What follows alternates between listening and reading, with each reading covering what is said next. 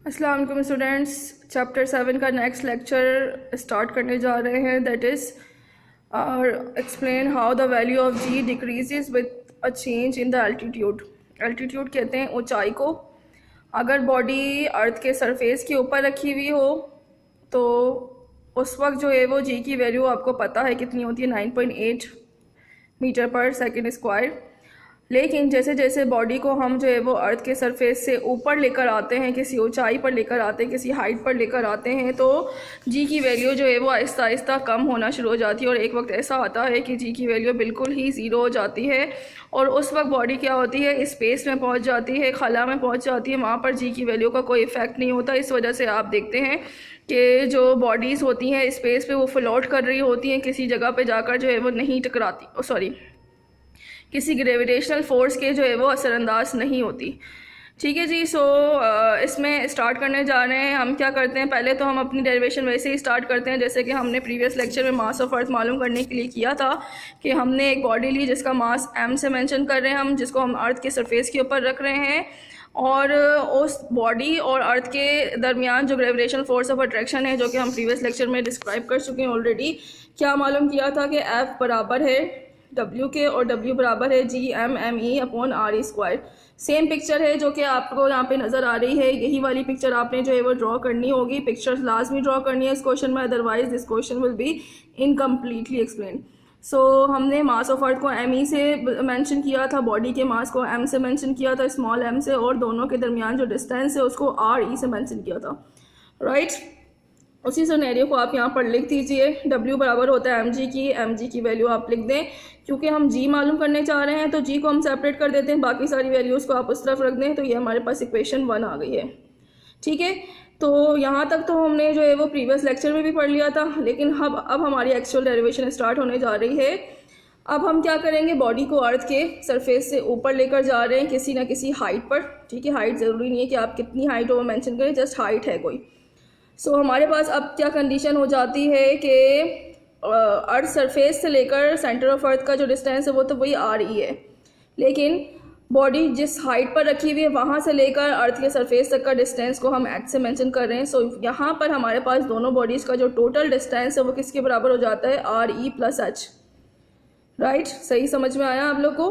और law of universal gravitation में आपको पता है दो बॉडीज़ होती हैं और जो है वो डिस्टेंस होता है, फोर्स ऑफ अट्रैक्शन दोनों बॉडीज़ की क्या होती है, दोनों बॉडीज़ के मासेस के डायरेक्टली प्रोपोर्शनल होती है और इन्वर्सली प्रोपोर्शनल होती है उसके डिस्टेंस के स्क्वायर के।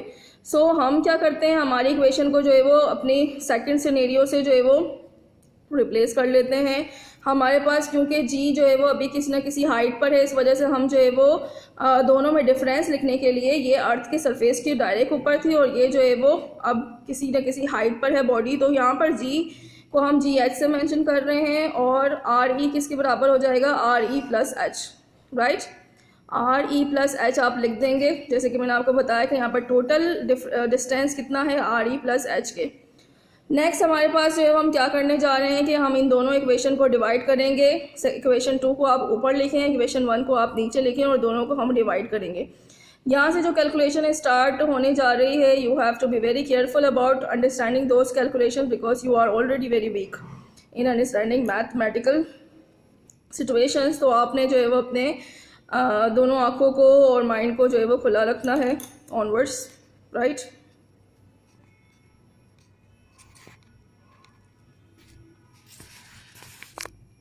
चलिए जी, आगे हम यहाँ से समझ लेते हैं। जैसे कि हमने डिवाइड किया था, डिवाइड को हम इस फॉर्म में लिख सकते हैं। हमने दोनों इक्वेशंस को जो है वो इस तरीके से लिख दिया है और आपको पता है कि डिवाइड का साइन जब हटता है तो क्या होता है कि मल्टीप्लाई का साइन लगता है, और इस तरफ वाली जो राइट हैंड साइड वाली फ्रैक्शन है उसको हम क्या कर लेते हैं, ऊपर नीचे रेसिप्रोकल फॉर्म में लिख देते हैं। तो वही हमने किया है। जब हमने इस तरीके से इसको लिख दिया है तो हमें यहाँ पर क्लियरली नज़र आ रहा है कि GME से कैंसिल हो गया और हमारे पास सिचुएशन आ जाती है जस्ट RE² + H का होल स्क्वायर। यहाँ पे कुछ भी चेंजिंग नहीं है, यहाँ पर सारी जो है वो अब तक वैसे ही आ रहा है। ठीक है जी। नेक्स्ट हमने ये वाला स्टेप, वेरी इंपॉर्टेंट स्टेप है, यहाँ पर बच्चे बहुत कंफ्यूज हो जाते हैं कि आगे क्या करना है। वेरी इंपॉर्टेंट स्टेप लिख देती हूँ ताकि आप जो है वो इसको याद रखें कि इस स्टेप में हमने क्या चेंजिंग करनी है। हम क्या कर रहे हैं, ये जो आर ई है इसको यहाँ से जो है वो नीचे लेकर आ रहे हैं। ठीक है, ये आर ई का स्क्वायर पूरी वैल्यू जो है वो यहाँ से नीचे आ जाएगी। जैसे कि यहाँ पे आपको नज़र आ रहा है, यहाँ पर क्या रह गया, जस्ट 1 रह गया। ठीक है, ये हमारे जो है वो डेरिवेशन को प्रूव करने के लिए बहुत ज़रूरी है, इस वजह से हमने ये स्टेप लिया है। हम आर ई को ऊपर से नीचे लेकर आ गए डिनोमिनेटर में। पहले ये जो है वो न्यूमरेटर में था, अब ये जो है वो आर ई प्लस एच के स्क्वायर के डिनोमिनेटर में आ गया है। ठीक है जी, अब क्योंकि आपको नज़र आ रहा है ये वाली जो एक्सप्रेशन है इसको जो है वो हम देख सकते हैं कि ये आर ई स्क्वायर इसके नीचे भी है और इसके नीचे भी है। तो हम क्या करेंगे, इसको सॉल्व करने से पहले हम जो है वो इस इक्वेशन को कुछ इस तरीके से एक्सपेंड कर सकते हैं कि आपको नज़र आ रहा है यहाँ पर एक फार्मूला अप्लाई होगा इस सिचुएशन पर। ठीक है, वो क्या है, ए प्लस बी का स्क्वायर। ठीक है जी, ये फार्मूला आपने प्रीवियस क्लासेस में पढ़ा हुआ है। किसके बराबर होता है, A square plus 2ab plus B square. ठीक है जी, सो ये अगर हम आर ई को ए कंसिडर करते हैं और एच को बी कंसिडर करते हैं तो इस पूरी जो है वो एक्सप्रेशन को हम इस तरीके से एक्सपेंड कर देंगे और ये क्या हो जाएगा, आर ई का स्क्वायर फार्मूले का 2 और आर ई एच दोनों आपस में मल्टीप्लाई हो, जैसे कि ये ए बी है और फिर जो है वो बी का स्क्वायर जो कि एच का स्क्वायर है। ठीक है जी, तो जैसे कि मैंने आपको बताया कि आर ई जो है वो इस पूरी वैल्यू से डिवाइड हो रहा है, तो हम जो है वो नेक्स्ट स्टेप में क्या कर रहे हैं कि आर ई को इन तीनों के नीचे जो है वो अलग अलग लिख देते हैं। एक ही बात है, एक साथ लिख दो या फिर जो है वो अलग अलग लिख दो। अलग अलग लिखकर जो है वो हम अपनी इक्वेशन को आगे बढ़ाएंगे, इस वजह से हमने इसको सेपरेटली लिखा है। यहाँ पर हमें दिख रहा है कि आर ई से आर ई कैंसिल हो गया। ठीक है जी, और यहाँ पर हमें क्या नज़र आ रहा है कि ऊपर एक आर ई है और नीचे आर ई स्क्वायर है, तो एक आर ई स्क्वायर से कैंसिल हो गया, नीचे ऊपर कोई आर ई नहीं रहा, नीचे एक आर ई बचा हुआ है। ठीक है जी, और यहाँ पर कुछ भी कैंसिल नहीं हो रहा तो इसको हम वैसे ही पूरा उतार देंगे। सो हमारे पास नेक्स्ट जो है वो स्टेप में क्या इक्वेशन बनती है, 1 + 2h upon R E plus H square upon R E square. यहाँ तक होपफुली आपको समझ आ गया होगा। अब हम क्या करने जा रहे हैं कि ये जो h ये वाला जो पार्ट है ना, H square upon R E square, ये जो वैल्यूज़ हैं ये इन्फिनिटी वैल्यूज़ हैं, इनको हम जो है वो इग्नोर कर देंगे। ठीक है, इग्नोर हमें पता है कि जब किसी वैल्यू को इग्नोर कर देते हैं क्योंकि ये वैल्यूज़ बहुत ही ज़्यादा छोटी हैं तो इसको नहीं भी लिखें तो it will be helpful in solving our derivation, तो हम इसको क्या कर रहे हैं, इग्नोर कर देंगे। चूँकि हम H square upon R E square को इग्नोर कर चुके हैं तो हम नेक्स्ट स्टेप में इसको नहीं लिखेंगे, जस्ट हमारे पास रह जाएगा 1/1 + 2h अपॉन आर ई।